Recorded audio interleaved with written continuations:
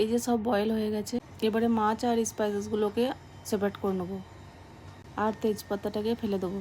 এবার মাছটাকে separate paste করে নেবো। এই যে ফুড প্রসেসারে এবারে এগুলোকে পেস্ট করে নিচ্ছি। পেস্ট করার পর একটা বাউলে বের করে নিচ্ছি। এই যে স্পাইসেসগুলো সেপারেট করেছিলাম ওইগুলোকে এবারে পেস্ট করে নেবো একটু জল অ্যাড করে। এই যে মশলাটাকে পেস্ট করে নিয়েছি, এবার এতে মাছের সঙ্গে অ্যাড করে দেবো, নিয়ে মিক্স করে নেবো। মেন কাবাবের পেস্ট রেডি। এতে একটু পেঁয়াজ কুচি, ধনেপাতা কুচি অ্যাড করে গোল গোল করে কাবাবের শেপ দিয়ে দেবো। সব কাবাবগুলোকে রেডি করে নেবো। এগুলোকে এবার শ্যালো ফ্রাই করে নেবো।